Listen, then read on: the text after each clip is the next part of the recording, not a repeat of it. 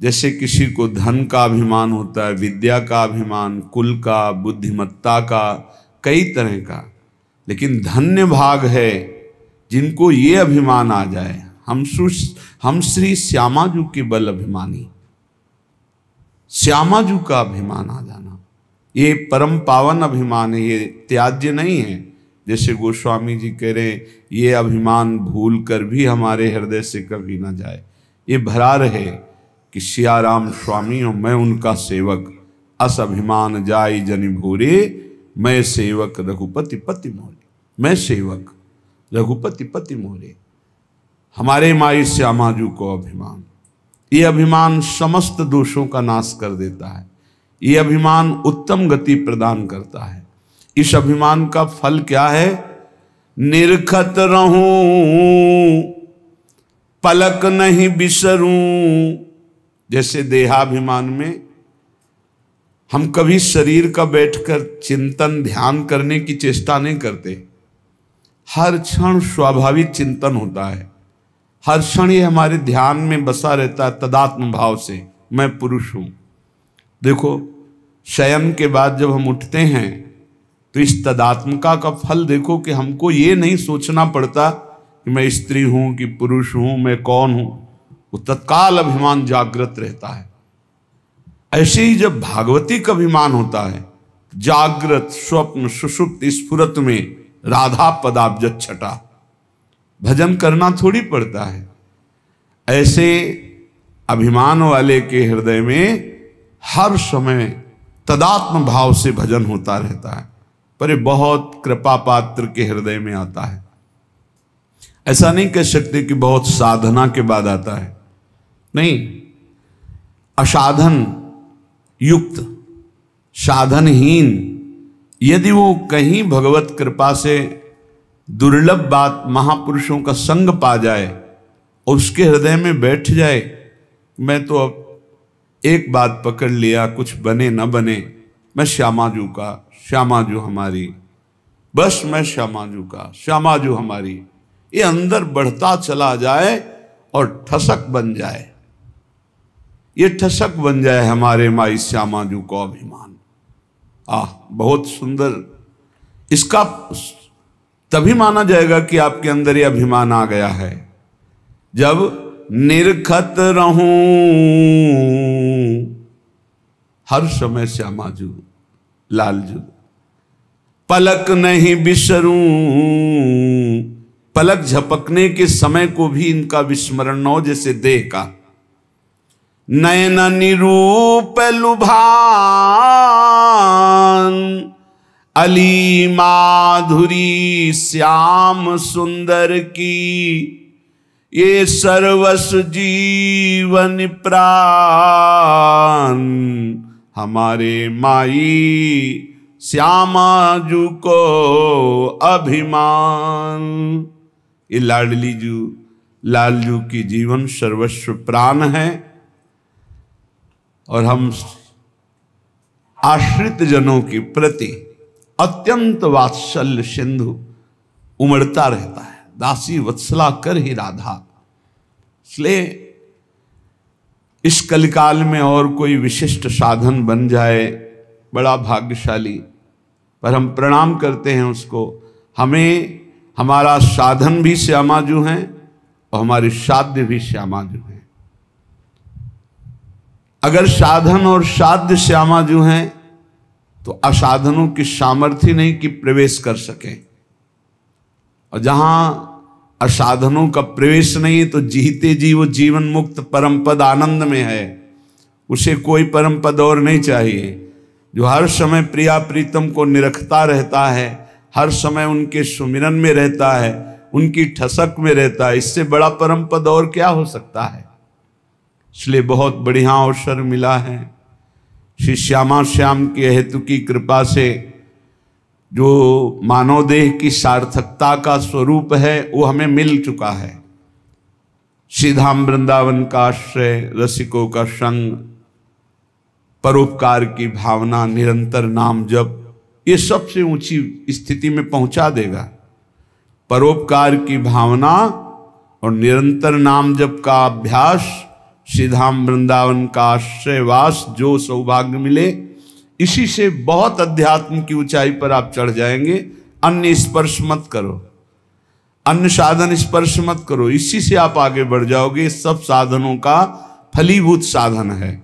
जैसे नौ भक्ति में जो नवी भक्ति आत्मसमर्पण है, वही यहाँ कही गई है। यहाँ से प्रारंभ, हमारे माई श्यामाजू को अभिमान, हमारे माई श्यामाजू को राज। यहाँ पूर्ण आत्मसमर्पण है, पूर्ण प्रपत्ति है, पूर्ण शरणागति है।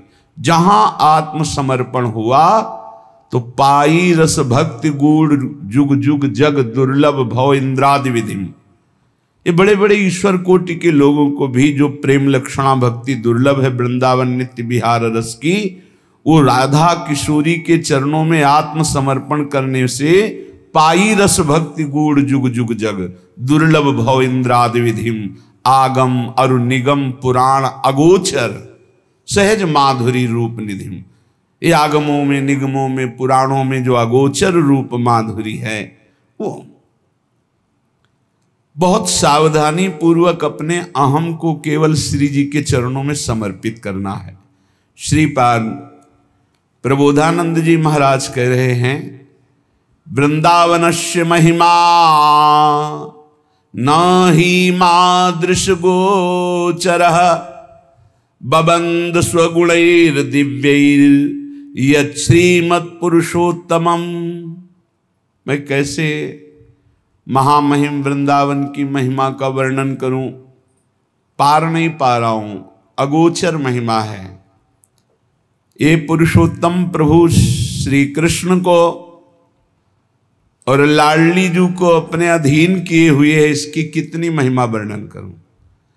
जो अखिल कोटि ब्रह्मांड नायक परम पुरुष प्रभु श्री कृष्ण और उनके हृदय का मूर्तिमान प्रेम प्रियाजू, इनको अधीन किए हुए हैं, फिर कैसे वर्णन करूं। वृंदावन की महिमा वर्णन करने में बड़े बड़े महापुरुष कंपायमान हो जाते हैं, प्रेम शिथिल हो जाते हैं। क्योंकि एक शोभा हो तो देखकर वर्णन करे, प्रतिपल नवम नवम शोभा। सबको आनंद प्रदान करने वाले प्रभु श्री कृष्ण आनंद समुद्र, और आनंद समुद्र को आह्लाद देने वाली श्री लाडली जू, और लाडली लाल को आनंद देने वाला वृंदावन, कैसे महिमा वर्णन करे। जब लालजू की महिमा को वेद नेति नेति कहते हैं, फिर राधा तत्व तक तो पहुंची नहीं, वेद पुराण निगम आगमों की। फिर ऐसे श्री किशोरी किशोरजू को अपनी शोभा अपने आनंद से लुभायमान किए हुए है। ऐसे महामहिम वृंदावन का कैसे वर्णन करूं।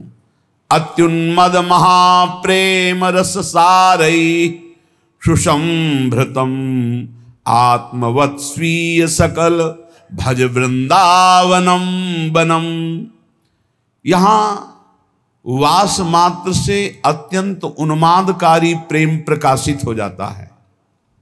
वास मात्र से अत्यंत उन्मादकारी प्रेम प्रकाशित हो जाता है। यहां खग मृग पशु पंछी जड़ चैतन्य जितने हैं, ये आत्म स्वरूप है, ये भगवत स्वरूप है। यहां व्यवहार की सत्ता नहीं है, यहां परमार्थ की सत्ता नहीं है, ये प्रेम की सत्ता है। यहां सब प्रेम में है, इसलिए किसी से भी ऐसा कोई व्यवहार न बने जो सांसारिक हो, जो लौकिक हो, जो अपराध भावना प्रस्तुत कर दे, हृदय को मलिन कर दे। ये देखो क्या कर रहा है, ये क्या कर रहा है, ये सब प्रेम में है। अत्यंत उन्मादकारी प्रेम वास मात्र से प्रकट हो जाए, ऐसा महिमा है वृंदावन की। पर हम यहाँ के जड़ चैतन्य में दोष दृष्टि करके अपने हृदय को कलुषित करते रहते हैं। इसीलिए श्रीपाद कह रहे हैं, सब वृंदावन नामक वन में जो भी विराजमान है, ये सब आत्मस्वरूप है।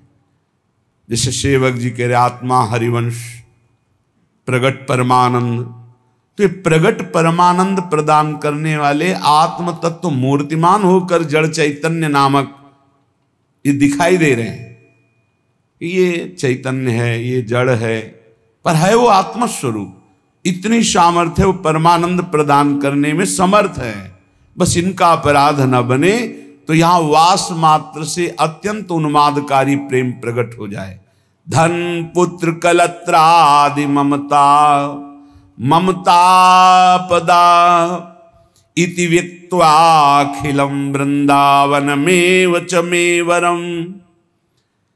पर इस वृंदावन में यदि धन के प्रति आकर्षण बुद्धि, पुत्र पत्नी आदि के प्रति जो ममता बुद्धि, वही प्रेम में नहीं डूबने दे रही, मुझे तापित कर रही।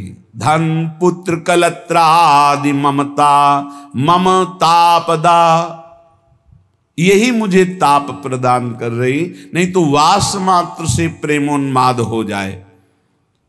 अतएव हे प्रभु, मेरे को ऐसी सामर्थ्य दो कि मैं परिवार के बीच में रहता हुआ भी परिवार से ममता ना करूं। भाई ये बहुत जोर की बात है। ये ममता ही प्रियालाल के चरणों में प्रेम नहीं होने देती, और जन्म जन्मांतरों से इसी धोखे में फंसकर कि ये हमारे हैं, ये हमारे हैं, ये हमारे हैं, पूरा समय नष्ट हुआ, मरे, फिर इस जीव अकेले यहां से गया, फिर किसी नए परिवार, नया रिश्ता। हे प्रभु, मुझे ऐसा बल दो कि मैं सबकी ममता का त्याग कर सकूं। ये श्री वृंदावन में विराजमान रास रासेश्वर, रास रासेश्वरी युगल सरकार से हमारा जो प्रेम नहीं हो रहा, उसका कारण है देह ममता, पुत्र ममता, पत्नी ममता, सुहृद परिवार ममता। अब जितना आपको समय नष्ट करना है इसमें कर लो, अगर सार्थक करना है तो जल्दी से जल्दी इस ममता को प्रियालाल के चरणों में समर्पित कर दो। ममता समर्पित कर दो, सब वैसे ही चलाओ जैसे चला रहे हो। ममता अगर श्री जी के चरणों में नहीं हुई, इनमें हुई, तो अंतिम बात जो हमें उन्मादकारी प्रेम चाहिए था वो नहीं मिलेगा। क्योंकि प्रियालाल के चरणों से जो हमारा संबंध है वो तो है, वो पर प्रकाशित होता है ममता होने से। एक अहमता ममता ये जग में है दुखदाई, ये जब श्री जी की ओर लगे तो होत परम सुखदाई। समेट लो, प्रवीण हो बहुत जल्दी समेट लो, मंद हो धीरे धीरे समेट लो, निकृष्ट हो समेट ही नहीं पाओगे, काल तुम्हें समेट लेगा। हमारी बात को समझ जाओ, कोई आ नहीं तुम्हारा, तुम नहीं हो किसी के, बस तुम एक अपने कर्तव्य को करने के लिए आए हो। तुम्हारा एक कर्तव्य है जो किसी जन्म में नहीं हुआ, भगवत प्राप्ति, भगवत प्रेम प्राप्ति। और सब कर्तव्य लाखों बार निर्वाह कर चुके हो, उन कर्तव्यों की ताकत नहीं कि आवागमन से रोक सके। आवागमन के चक्र को रोकने की ताकत एकमात्र भजन में है। जितना प्रिया प्रीतम का नाम जप करेंगे, लीला गुण गायन करेंगे, उनसे अपनापन होगा, सबकी ममता हटेगी, तभी भगवत तत्व का बोध या प्रेम प्राप्ति होती है। महासहानि दुखानि सुखान्युन्मादकानि वा वृंदावन दृढ़ प्रीतिम नालम चालयितुं हिमां। धाम में जब श्री जी ने कृपा करके हमको बुला लिया तो महासहानि दुखानि, अब वो हमको सहाएंगी दुख, तैयार हो जाओ। फिर सुखान्युन्मादकानि वा, ऐसा सुख मिलेगा जो उन्माद पैदा कर देगा, तैयार हो, पहले दुख भोगना है। फिर अपार सुख है। क्यों कहा कि दुख भोगना है? क्योंकि दुखालय संसार में आए हैं। जब भगवान अवतरित होते हैं तो लीला में भी दिखाई देता है बड़ा वियोग, बड़ा संयोग, बड़ा दुखद, बड़ा सुखद समय। एक समान तो बाहरी परिस्थिति में नहीं दिखाई दिया, अंतर में तो एक ही हैं, एक समान है, सम है, पर व्यवहार में कभी संयोग, कभी वियोग, कभी दुखद परिस्थिति, कभी आनंदमयी परिस्थिति। जब ईश्वर के अवतार लेने पर ऐसा है तो फिर मनुष्य, जब आप मनुष्य रूप में आए हैं, साधना में लगे हैं, तो दुख आएगा। दुख और महादुख, महादुख असाध्य, किसी भी तरह से टलने वाला नहीं है, भोगना ही भोगना है। साधारण दुख अलग होते हैं, महादुख जब तक जीवित रहोगे भोगना ही पड़ेगा। मतलब मृत्यु ही है इसकी औषधि, दूसरा उपाय नहीं। ऐसा भी दुख आएगा, सह जाओ।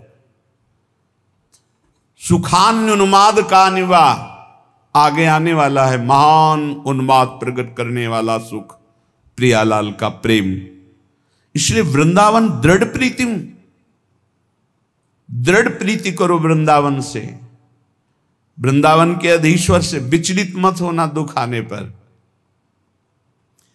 क्योंकि हमारे कर्म ही हैं और कोई नहीं। हमारे ही कर्म हैं जिनको हमें भोगना ही पड़ेगा। तो हिम्मत कर लो, कमर कस लो, चलो इस मार्ग में। जैसे अभी आपको कोई दुख नहीं, कोई परिस्थिति बिगड़ी नहीं, बड़े आनंद से समय कट रहा है, बिल्कुल होश में हो जाओ, आगे आने वाला समय है।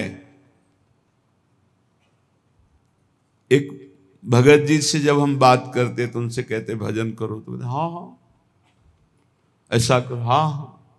अब जब गिरा समस्या का तो होश उड़ गए, चेहरा उड़, वो शांति, वो प्रसन्नता, वो सब गायब। क्यों? पहले से तैयार नहीं थे ना, उस दुख के लिए तैयार नहीं थे। इसलिए रोज सत्संग में आपको तैयार करते हैं।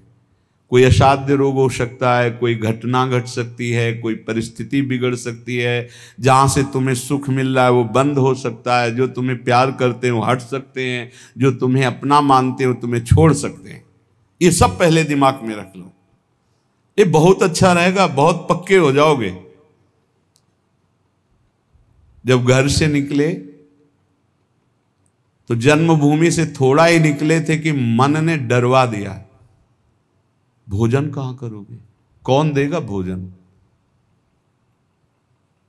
का। ये तो अभी तो शुरुआत ही हुई कि इसने हमारा साथ ही देना बंद कर दिया, बिल्कुल घबराहट पैदा कर दी। कहां रहोगे, कौन तुम्हारा पालन पोषण करेगा, कौन तुम्हारी रक्षा करेगा। इतने प्रश्न उठा दिए पर कदम नहीं रोका, खड़े नहीं हुए, भागे। कहीं कोई जग न जाए, कहीं कोई देख न ले, बस भागते गए और उत्तर देते गए मन को, प्रभु जहां जैसे रखेंगे वैसे रहूंगा, प्रभु भूखे रखेंगे तो भूखा रहूंगा, प्रभु अगर पिटवाएंगे तो पिट लूंगा, प्रभु मरवा डालेंगे तो मर जाऊंगा, कदम पीछे नहीं लौटाऊंगा। पता नहीं पूर्व का कुछ होगा ऐसा। वही शब्द पूरे जीवन भर उत्तर देता रहा इस मन को। जब इसने पछाड़ मारने की कोशिश की ता उसको वही उत्तर नहीं, तो कदम आगे बढ़ते चले गए। महासहानि दुखानि सुखान्युन्मादकानि वा। अब कोई दुख नहीं है। क्यों? जैसे अपनी घर आ जाए और पता चले गाड़ी बिगड़ गई तो सुख होगा इस बात का कि गाड़ी को तो बिगड़ना ही था, पर घर आके बिगड़ी ये बहुत हुआ। अच्छा, अगर कहीं रास्ते में बिगड़ जाती तो गड़बड़ हो जाता, फिर पता नहीं अंधेरा हो जाता और हम अपने घर तक नहीं पहुंच पाते। लेकिन कृपा ये हुई कि जब घर दिखाई दिया कि आ गया तो गाड़ी बिगड़ गई तो कोई परेशानी नहीं हुई, अपनी अटैची उतारी, अपने घर आ गए। ऐसे महासुखानी, पक्का विश्वास करो, यदि आप पहले से तैयार रहोगे दुखों से लड़ने के लिए तो आप कभी प्रश्न नहीं करोगे कि हमारे साथ भगवान ऐसा क्यों कर रहे हैं। और अगर ये प्रश्न आ गया कि हमारे साथ प्रभु ऐसा क्यों कर रहे हैं, तो ना आप शरणागत हो और ना आप भगत हो। ये प्रश्न भक्त के हृदय में नहीं होते, बहुत बार सुन चुके हो।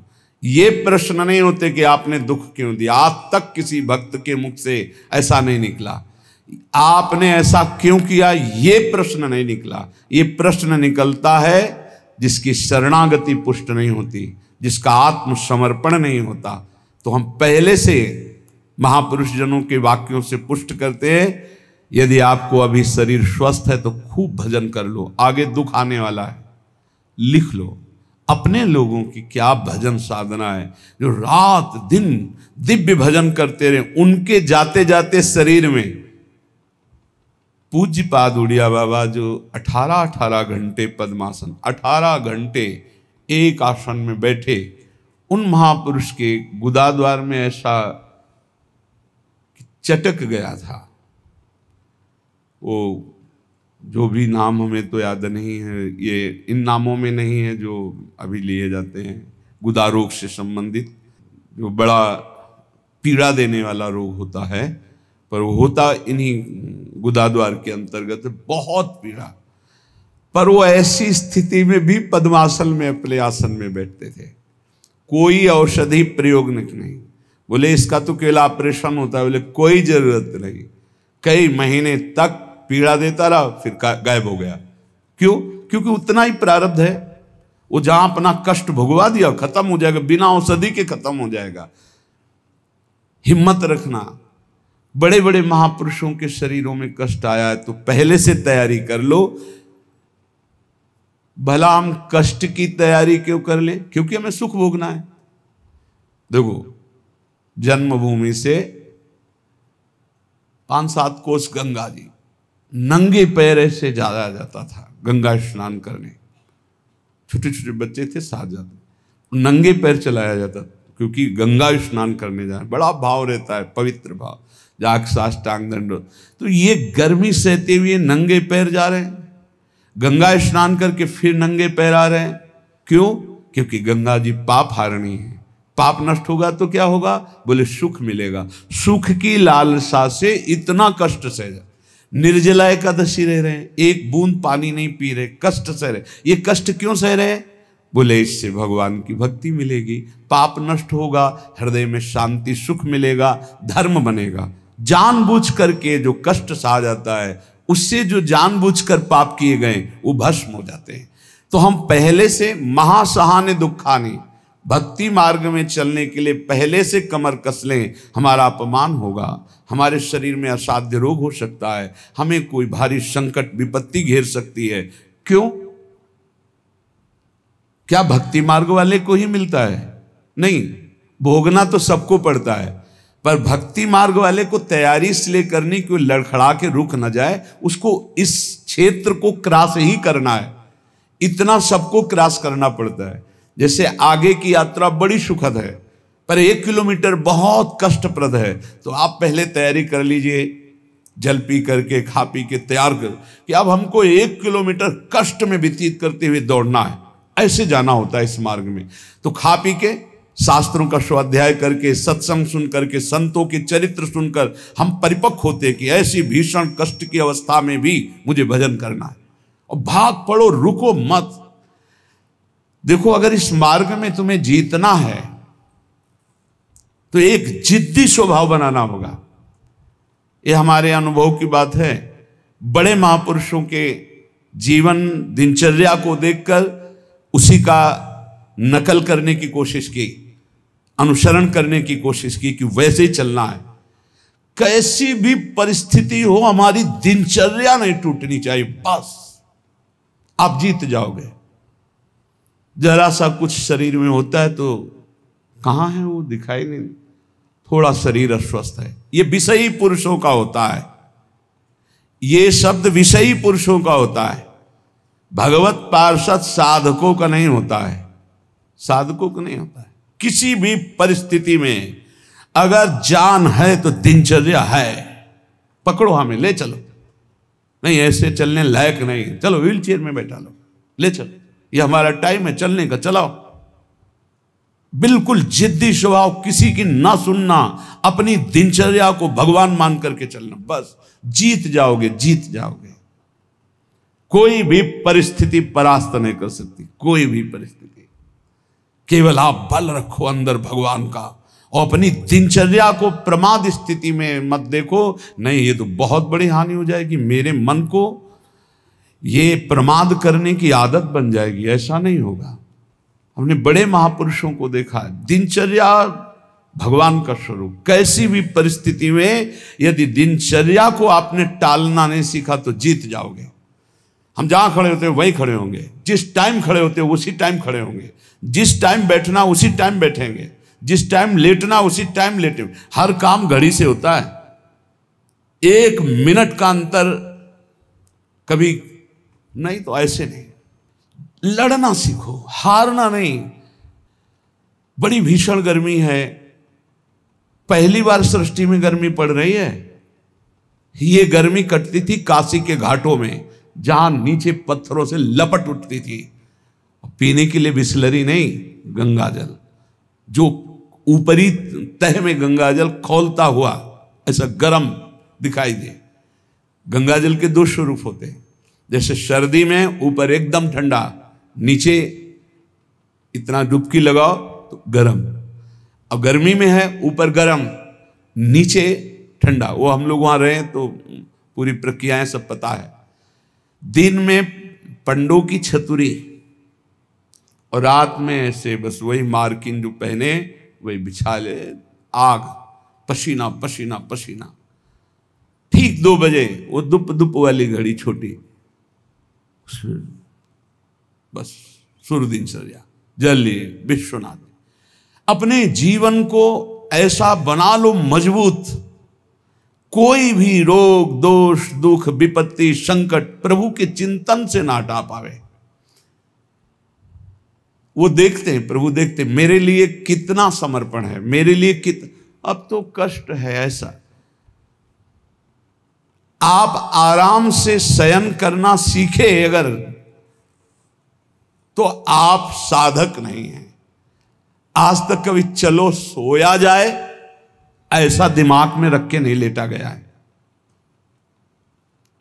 करवट लिए बैठो, मंत्राकार वृत्ति, सीधे लेटे मंत्राकार वृत्ति। अब जब आ गई नींद आ गई, अपने समय से फिर उठ गए।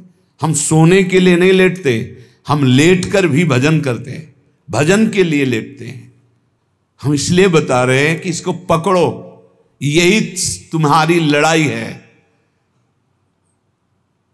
जब तुम खाली लेटोगे सोने के लिए तो काम वेदना और नाना प्रकार के विषय चिंतन उस समय हावी होंगे।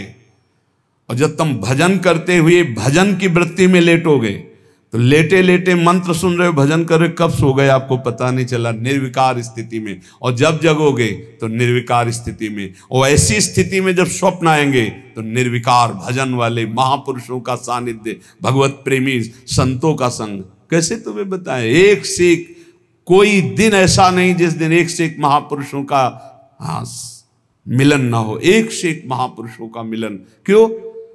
भगवान सब रूपों में है, उन्हीं की शरण में, उन्हीं का निरंतर चिंतन है, तो वो अपने भक्त का मनोरंजन करते हैं। भक्तों का मनोरंजन किससे होता है? भगवान से। भक्त जन मनोरंजन भगवान का नाम। तो कैसे मनोरंजन? जैसे आदमी थक जाता है तो बोले अब ये लगाओ थोड़ी देर देखे। तो भक्त को विश्राम देने के लिए भगवान क्या करते?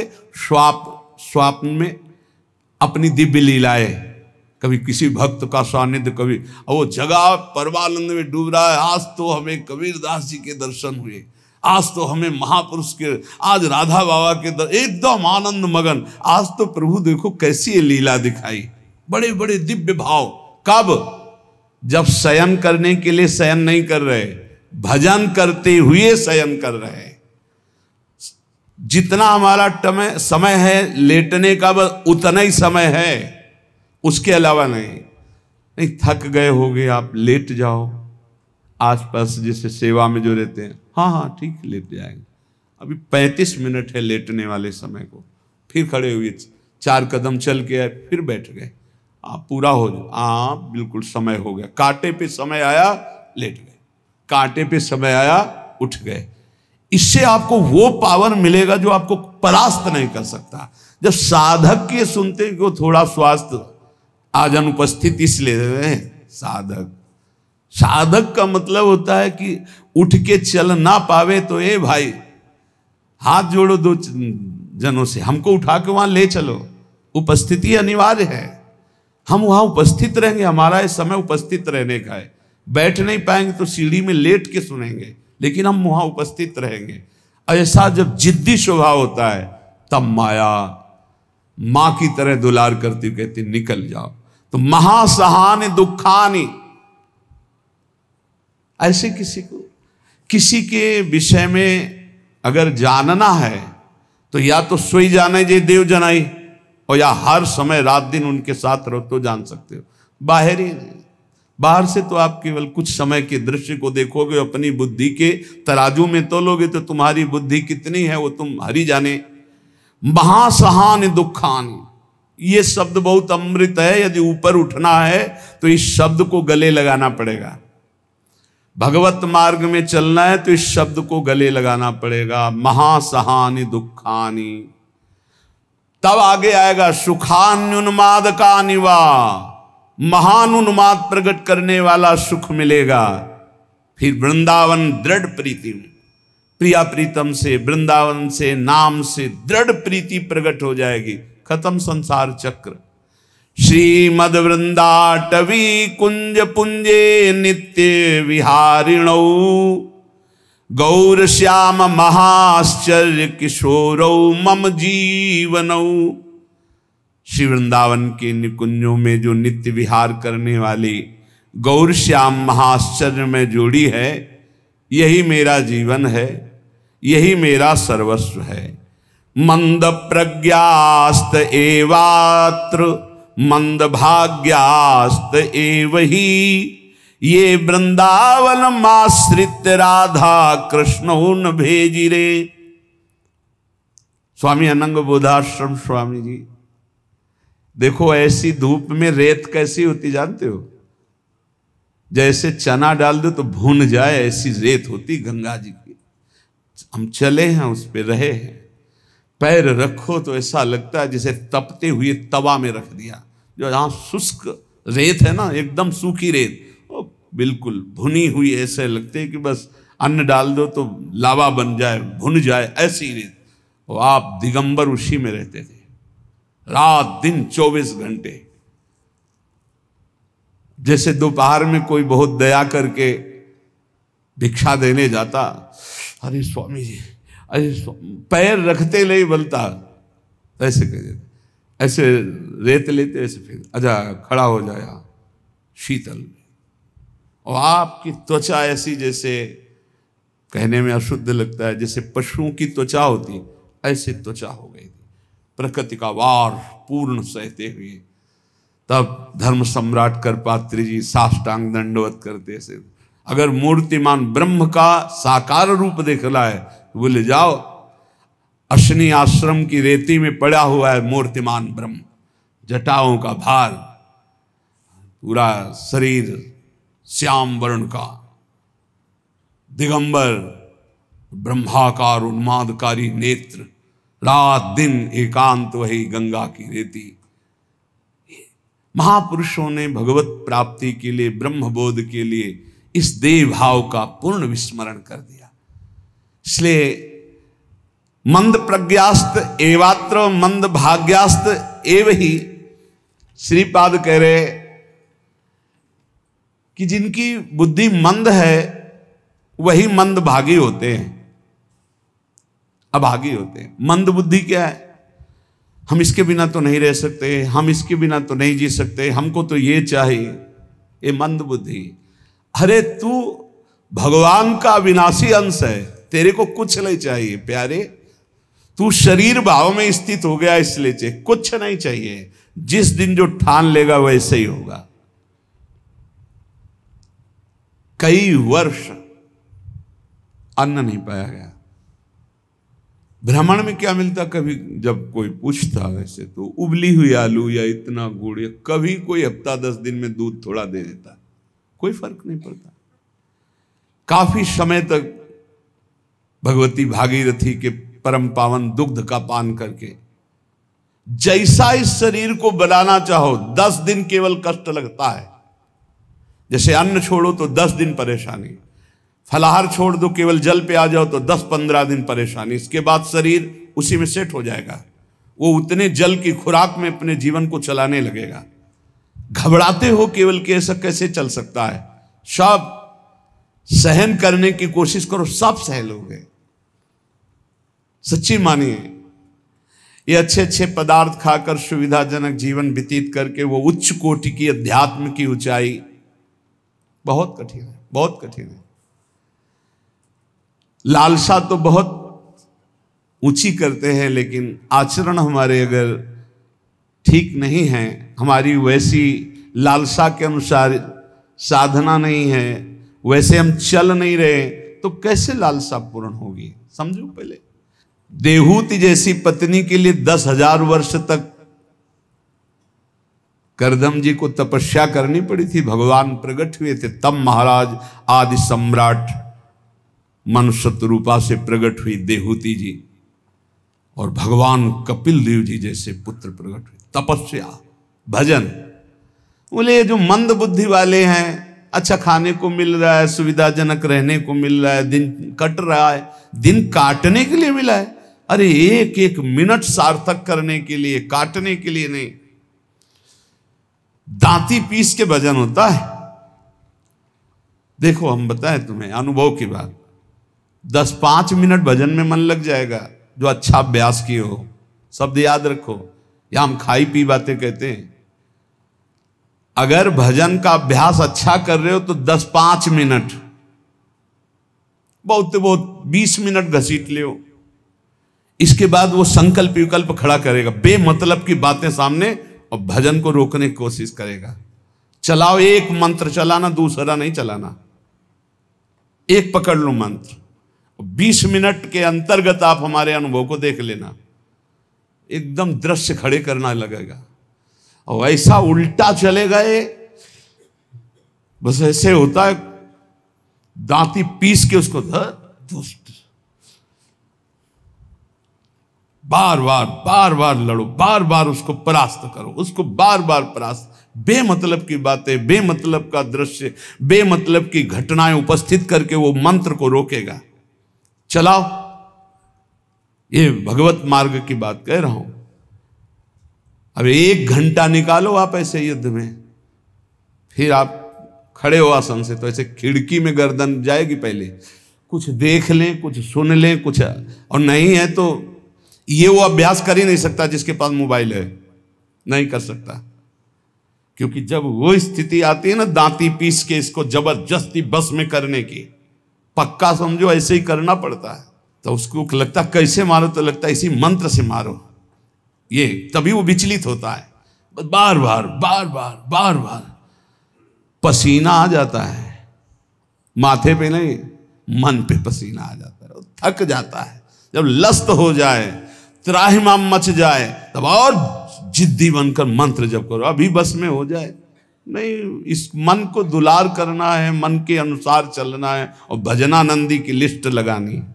लिस्ट यही लगानी है ऊपर से, महान भजनानंदी, महान त्यागी संत, सुनना ये चाहते हैं और लड़ नहीं सकते 5 मिनट युद्ध इस मन से। बड़ा विचित्र खेल। तो बोले ये जो मंद प्राज्ञ है, ये निर्णय करने वाली कुछ नहीं, कुछ समय के लिए ये शरीर मिला है, लड़ ले, जीत जाएगा, प्रभु की प्राप्ति कर लेगा। और अगर इसके दुलार में रहे तो मरेगा, जाएगा, छूटेगा शरीर। तू अविनाशी, ये विनाशी, तेरे साथ कभी नहीं रह सकता।